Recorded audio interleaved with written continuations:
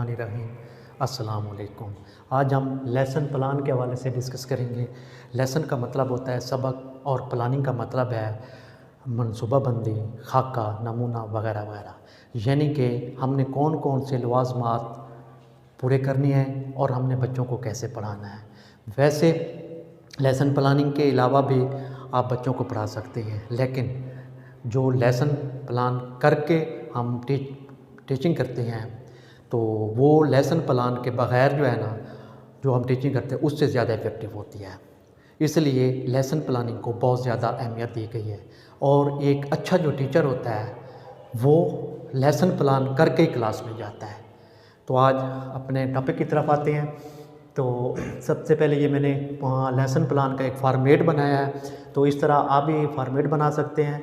उसमें सबसे पहले मुअल्लिम जो है ना, जो भी लेसन प्लान बना रहा है तो वो अपना नेम लिखेगा, या नेम के सामने अपने नेम आएगा, रोल नंबर अपना लिखेगा और उसके बाद जमात आती है, क्लास।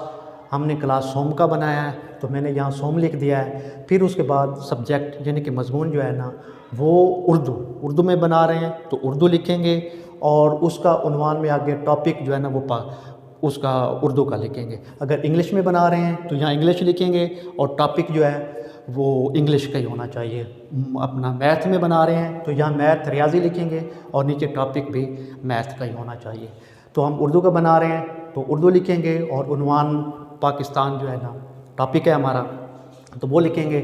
फिर मजदूरी की किस्म है कि अगर आप हेयरिंग इम्पेयरमेंट का बना रहे हैं तो हेयरिंग इम्पेयरमेंट लिखेंगे, विजुअल इम्पेयरमेंट का बना रहे हैं तो यहाँ विजुअल इम्पेयरमेंट लिखेंगे, एमआर का बना रहे हैं तो मेंटली रिटार्डेड लिखेंगे और जिस्मानी मजदूर बच्चों के लिए बना रहे हैं तो फिज़िकली हैंडीकैप यहाँ लिखेंगे। फिर मजदूरी का लेवल होता है, एचए का आप बना रहे हैं तो उसमें माइल्ड, मॉडरेट, सीवियर, प्रोफाउंड। तो ये मैंने प्रोफाउंड लेवल लिखा है, यानी कि इस क्लास के जो बच्चे हैं वो प्रोफाउंड लेवल के थे, तो वो जो भी लेवल हो यहाँ आप लोगों ने लिखना है। ठीक है, जो भी डेट है, जिस डेट को आप बना रहे हैं तो वो अपनी डेट यहाँ डालनी है, वक्त यहाँ लिखना है 35 मिनट, जितना भी पीरियड का टाइम है तो वो यहाँ वक्त लिखोगे और तादाद लिखनी है कि क्लास में बच्चों की जितनी जो तादाद थी, यहाँ 10 बच्चे मैंने लिखे हैं तो आप लोगों ने भी जितनी तादाद हो वहाँ मेंशन करनी है। अब जो है ना सबसे पहले मटेरियल, तो मटेरियल में वाइट बोर्ड आता है, मार्कर है, डस्टर है, चार्ट्स, मॉडल्स, फ्लैश कार्ड, शीशम। ये एचए का बना रहे हैं तो ये सारा मटेरियल जो है ना आप लिखेंगे। फिर उसके बाद आते हैं जनरल ऑब्जेक्टिव यानी अमूमी मकासद जो है ना, ये 5 लिखने होते हैं। यहाँ मैंने एक लिख दिया है। मुतासरा जो ये जनरल ऑब्जेक्टिव होते हैं ये रिलेटेड टू सब्जेक्ट होते हैं, जिस सब्जेक्ट का आप बना रहे हैं उसी के रिलेटेड आपने ये जनरल ऑब्जेक्टिव लिखने हैं। तो उसमें पहला मैंने लिख दिया है मुतासरा समाज बच्चों में अंदाज़े फ़िक्र पैदा करना। तो इस तरह 5 ये लिखने होते हैं, 5 जो है ना आप लोग लिखोगे। फिर उसके बाद खसूसी मकासद जो है ना, स्पेसिफिक ऑब्जेक्टिव जो होते हैं वो आते हैं, ये रिलेटेड टू टॉपिक होते हैं, जो भी टॉपिक होगा उसी के रिलेटेड ये भी 5 लिखने होते हैं। इसमें मैंने एक लिख दिया है मुतासरा समाज बच्चों को पाकिस्तान से वाक़िया दिलाना, क्योंकि हमारा टॉपिक जो है ना वो पाकिस्तान है।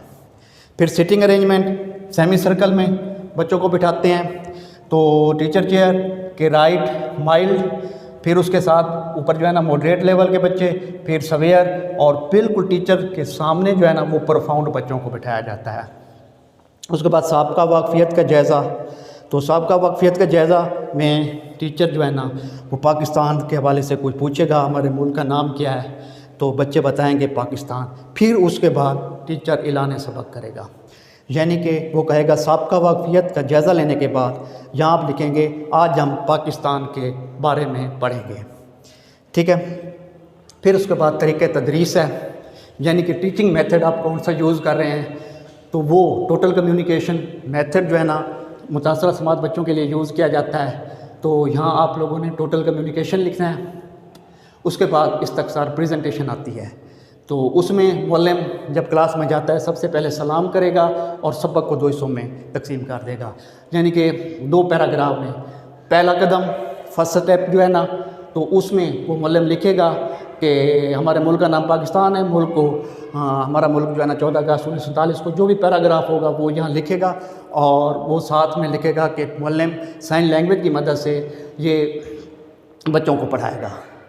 ठीक है। फिर उसके बाद उसका जुज़वी जायज़ा लिया जाएगा, वो उससे सवाल बच्चों से पूछेगा हमारे मुल्क पाकिस्तान कब आज़ाद हुआ, तो बच्चे बताएंगे 14 अगस्त 1947 को।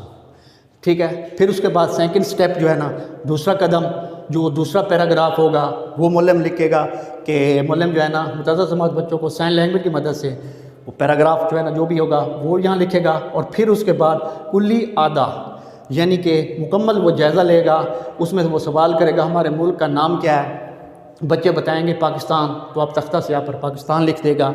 फिर हमारे मुल्क को किसने आज़ाद करवाया, तो बच्चे कहेंगे कैद आज़म ने, तो तख्ता से यहाँ पर कैद आज़म लिखेगा।